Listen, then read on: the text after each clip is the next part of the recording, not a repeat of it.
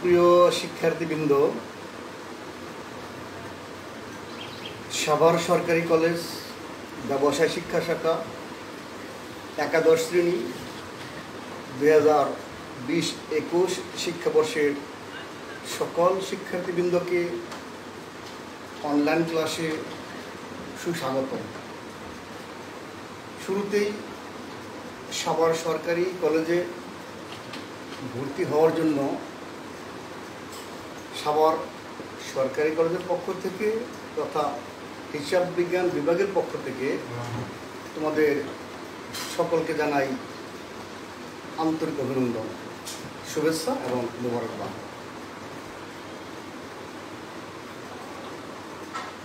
আমি আশা করি তোমরা সকলে ভালো আছো, সুস্থ আছো, স্বাস্থ্যবিধি মেনে প্রত্যেকেই নিজ নিজ ঘরে অবস্থান করতেছ। করোনা ভাইরাস নামক যে ব্যাধি সারা বিশ্বে আতঙ্ক সৃষ্টি করেছে, ইতিমধ্যে এই ভাইরাসের কারণে লক্ষ লক্ষ লোক পরলোক গমন করেছে, লক্ষ লক্ষ লোক আক্রান্ত হয়ে চিকিৎসাধীন অবস্থায় আছে। আর আমরা এই অবস্থার মধ্যে সুস্থ আছি, ভালো আছি, এটা মহান সৃষ্টিকর্তা অশেষ কৃপা। এই জন্য আমরা সৃষ্টিকর্তার কাছে কৃতজ্ঞ। যারা ইন্তেকাল করেছে তাদের জন্য আমরা দয়া মাগফিরাত করি। যারা অসুস্থ অবস্থায় তারা সুস্থ হয়ে স্বাভাবিক জীবনে ফিরে আসেন এই প্রত্যাশা করি। আর আমরা যারা সুস্থ আছি তারা স্বাস্থ্যবিধি মেনে চলব। সরকার দেয়া স্বাস্থ্যবিধি এটা বিজ্ঞানসম্মত এবং ইসলামসম্মত। এই জন্য আমরা স্বাস্থ্যবিধি অবশ্যই নিজেরা মেনে চলব, পাশাপাশি পরিবারের সকলকে এই স্বাস্থ্যবিধি মেনে চলতে উদ্বুদ্ধ করব।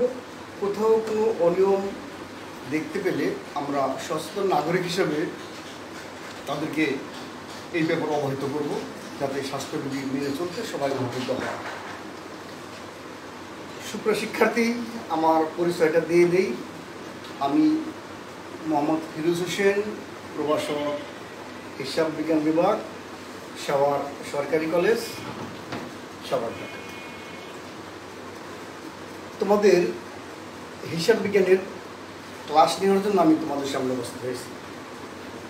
সুপ্রিয় শিক্ষার্থী, ইতিমধ্যেই তোমাদের অনলাইনে 6টি ক্লাস এই অ্যাকাউন্টিং বিষয়ের উপর সম্পন্ন হয়েছে। আজকে আমি 7ম ক্লাস নেওয়ার জন্য তোমাদের সামনে এসেছি। 7ম ক্লাসে তোমাদের নিয়ে আমি যে আলোচনা করব, আমার আলোচ্য বিষয় হচ্ছে জাবেদা। এই বিষয়টির সাথে তোমরা ওতপ্রোতভাবে জড়িত, কিন্তু এইচএসসি লেভেলে জাবেদা সম্পর্কে যতটুকু ধারণা থাকা দরকার, তোমাদের আইডিয়াটাকে এই পর্যায়ে আপডেট করার জন্য আমি এই জায়গায় তোমাদের সাথে কিছু আলোচনা করতে চাই। আচ্ছা, শুরুতেই যে কথা বলা দরকার, জাবেদা হচ্ছে হিসাব বিজ্ঞানের হিসাব চক্রের দ্বিতীয় ধাপ। হিসাব চক্রের দ্বিতীয় ধাপ জাবেদাকে ইংরেজিতে বলা হয় জার্নাল। জার্নাল ইংরেজি নামটা এসেছে ফরাসি শব্দ জার হতে। আমরা যদি জাবেদাকে সংজ্ঞায়িত করতে চাই, যেমন হারমেনশনের মতে জাবেদা হলো একটি ব্যবসায়ের লেনদেনের কালানুক্রমিক লিপিবদ্ধকরণ। অধ্যাপক চেম্বার্সের মতে জাবেদা হলো এমন একটি বই যাতে দৈনিক সংগঠিত লেনদেন সমূহ লিপিবদ্ধ করা হয়। কাইসো অ্যান্ড ওয়েগেন্টের মতে জাবেদা হলো হিসাব বিজ্ঞানের একটি রেকর্ড, যেখানে লেনদেনগুলো তারিখের ক্রমানুসারে লিপিবদ্ধ করা হয়।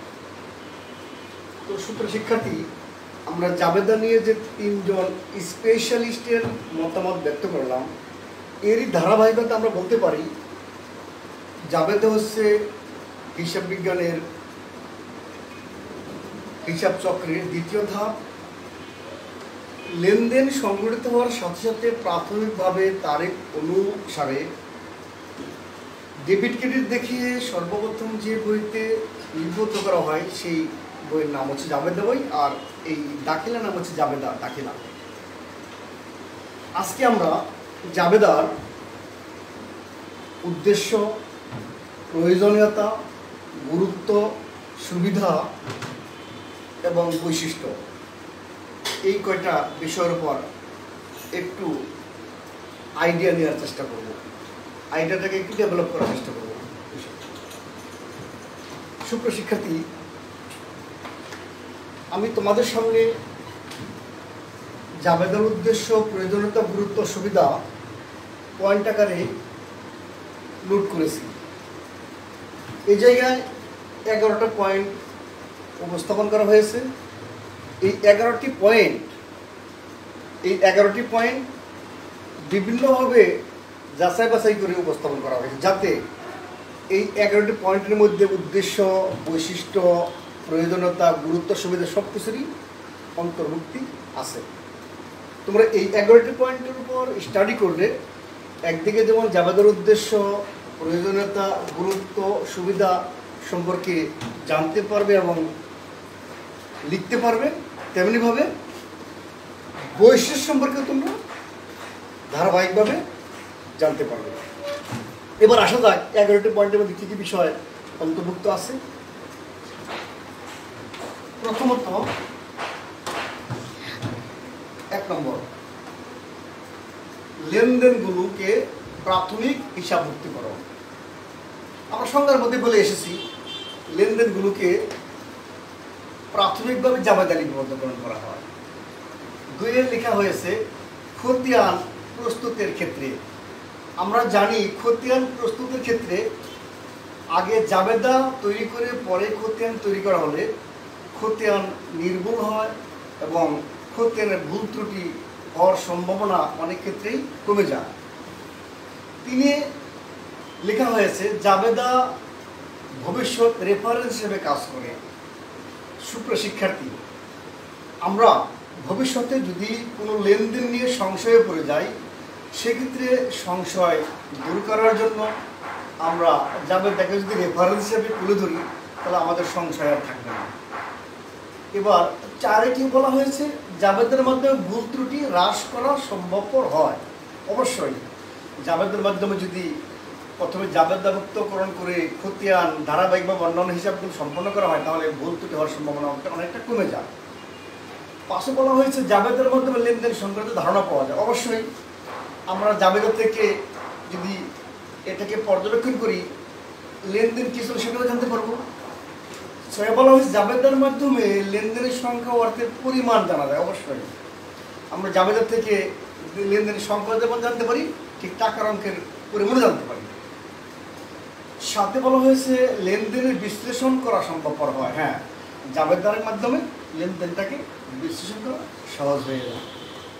8 বলা হয়েছে জাবেদার মাধ্যমে খতিয়ানকে নির্ভুল পরিচ্ছন্ন রাখা যায়। অবশ্যই আমরা যদি জাবেদা না করে সরাসরি লেনদেন থেকে খতিয়ান করি, সেই তুলনায় জাবেদা করার পরে খতিয়ান করা হলে সেটা খতিয়ান নির্ভুল এবং পরিচ্ছন্ন অবশ্যই সম্ভবপর হয়। 9 লেখা হয়েছে জাবেদার মাধ্যমে হিসেবে জালিয়াতি উদ্ঘাটন ও রোধ করা সম্ভবপর হয়ে থাকে। হ্যাঁ, আমরা যদি আগে জাবেদা করি তারপরে খতিয়ান করে অন্যান্য হিসাবগুলো ধারাবাহিকভাবে করি, তাহলে এখানে একদিক দিয়ে যেমন জালিয়াতি উদ্ঘাটন হয়ে যায়, আর জালিয়াতি উদ্ঘাটন হওয়ার কারণে এই জালিয়াতিটাকে রোধ করাও সহজ হয়ে যায়। সুপ্রিয় শিক্ষার্থী, 9 লেখা হয়েছে দুতরফা দাখিলা পদ্ধতি প্রয়োগের ক্ষেত্রে জাবেদার ভূমিকা গুরুত্বপূর্ণ। দুতরফা দাখিলা পদ্ধতি প্রয়োগের ক্ষেত্রে জাবেদার ভূমিকা গুরুত্বপূর্ণ। আমরা এই জায়গায় বলবো যে দুতরফা দাখিলা পদ্ধতির মূল বিষয়টা কি। দুতরফা দাখিলা পদ্ধতির মূল বিষয়টি হচ্ছে একটি লেনদেন সংঘটিত হওয়ার পরে লেনদেনটিকে যত টাকা দ্বারা ডেবিট করা হয় ঠিক তত টাকা দ্বারাই ক্রেডিট করা হয়।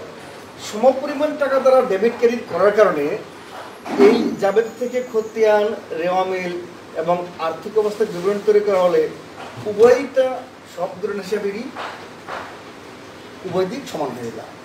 এটি হচ্ছে দ্রুততর দাখিলা পদ্ধতির মূল বিষয়। আর এই বিষয়টা যেহেতু জাবেদা থেকে সৃষ্টি হয়, লেনদেনটাকে সমপরিমাণ টাকাতে ডেবিট কার্ডে জাবেদাই করা হয়, এজন্য দ্রুততর দাখিলা পদ্ধতির প্রয়োগের ক্ষেত্রে জাবেদার ভূমিকা গুরুত্বপূর্ণ। সর্বশেষ যে পয়েন্টটি আমি বলবো, সূক্ষ্ম শিক্ষার্থী 11 নম্বর পয়েন্ট, এখানে বলা হয়েছে সিদ্ধান্ত গ্রহণ ও বাস্তবায়নের ক্ষেত্রে জাবেদার ভূমিকা অনস্বীকার্য।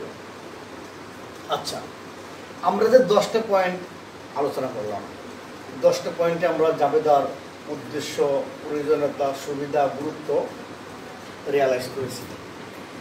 এই বিষয়গুলোকে সামনে রেখে যদি কোনো সিদ্ধান্ত গ্রহণ করা হয়, ব্যবসায়িক সিদ্ধান্ত, এবং সেই সিদ্ধান্ত যদি বাস্তবায়ন করা হয়, সেক্ষেত্রে কিন্তু সিদ্ধান্তটা হবে তাৎপর্যপূর্ণ, গুরুত্বপূর্ণ এবং সুদূর প্রসারী সিদ্ধান্ত। কারণ এই সিদ্ধান্ত গ্রহণ করার আগে আমরা উদ্দেশ্য, প্রয়োজনীয়তা, গুরুত্ব, সুবিধা বিষয়গুলোকে মাথায় রেখে সিদ্ধান্ত গ্রহণ করেছি। এই জন্য বলবো যে সিদ্ধান্ত গ্রহণ ও বাস্তবায়নের ক্ষেত্রে জাবেদার ভূমিকা অনস্বীকার্য। সুপ্রিয় শিক্ষার্থী, এবার আমি তোমাদের সামনে জাবেদার ডেবিট ক্রেডিট নিয়ে কিছুটা আলোকপাত করতে চাই। তার আগে আমি বলবো যে আমরা একটি হিসাবকে ডেবিট করি আর একটি হিসাব ক্রেডিট করি। What is an account? হিসাব কি? আচ্ছা, সংক্ষেপে যদি আমরা এটাকে মনে রাখার মতো করে বলতে চাই, তাহলে বলবো হিসাব হচ্ছে হিসাব বিজ্ঞানের একটি অংশ, যেখানে আয়, ব্যয়, সম্পত্তি, দায় এবং মালিকানা সত্ত্বের হ্রাস বৃদ্ধি বিবরণ করা হয়। আচ্ছা, আমি হিসাবের সংজ্ঞা দিতে গিয়ে যে 5টি উপাদানের কথা বললাম, এই 5টি উপাদান হচ্ছে ডেবিট ক্রেডিট নির্ণয়ের মূল ভিত্তি। তাহলে এবার চলে আসলে ডেবিট ক্রেডিট। আমরা এইবার এই জায়গাটা ক্লিয়ার করতে চাই, what is debit and what is credit.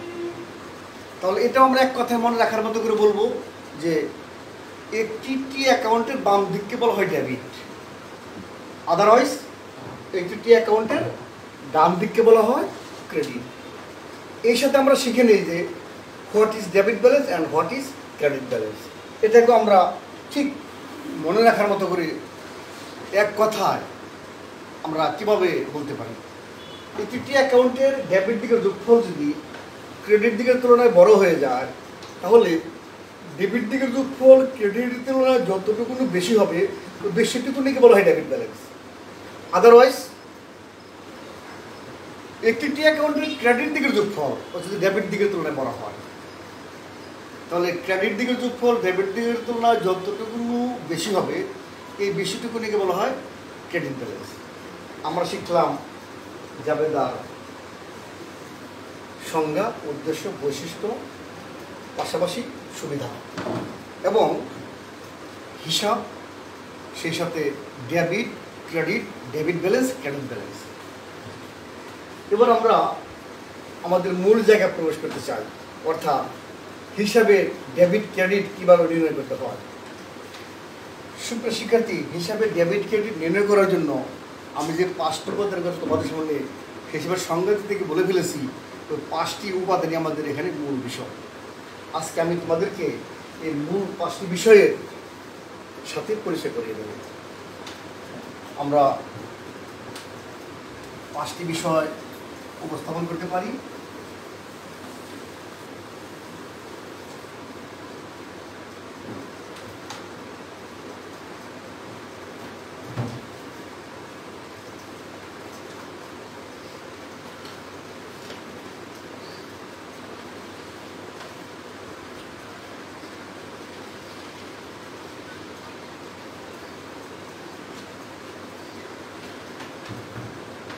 আয়, 2 লিখলাম ব্যয়, 3 নম্বর লিখব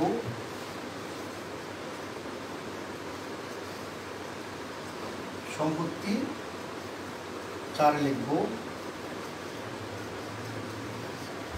দায় ও 5 লিখব মালিকানা সত্ত্ব।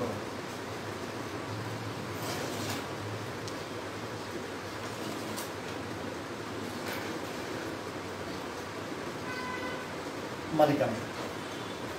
তো সুপ্রিয় শিক্ষার্থী, আমরা ডেবিট ক্রেডিট নির্ণয় করার ক্ষেত্রে এই 5টি উপাদানকে বেজ হিসাবে নেব, অর্থাৎ আয়, ব্যয়, সম্পত্তি, দায় ও মালিকানা সত্ত্ব। আচ্ছা, এই 5টি বিষয়কে ডেবিট ক্রেডিট করার জন্য আমাদের আগে 5টি বিষয় সম্পর্কে একটু স্পষ্ট স্বচ্ছ ধারণা থাকা দরকার। আজকের ক্লাসে আমি এই জায়গায় প্রবেশ করতে পারছি না। আগামী ক্লাসে এই 5টি উপাদানের উপর আমরা স্পেসিফিক ধারণা নিব, তারপরে 5টি উপাদানকে কীভাবে ডেবিট ক্রেডিট আকারে হিসেবে লিপিবদ্ধ করতে হয় সেটা নিয়ে আলোচনা করতে হবে। তো সবাই ভালো থাকো, সুস্থ থাকো, স্বাস্থ্যবিধি মেনে ঘরে থাকো, সকলকে স্বাস্থ্যবিধি মেনে চলতে উদ্বুদ্ধ করো, এই আশাবাদ ব্যক্ত করে আমাদের হিসাব বিজ্ঞানের যে 7ম ক্লাস, আমার আজকের 1ম ক্লাস, এই ক্লাসটা পরিসমাপ্তি ঘোষণা করছি। Thanks to all of you সুপ্রিয় শিক্ষার্থী। ওকে।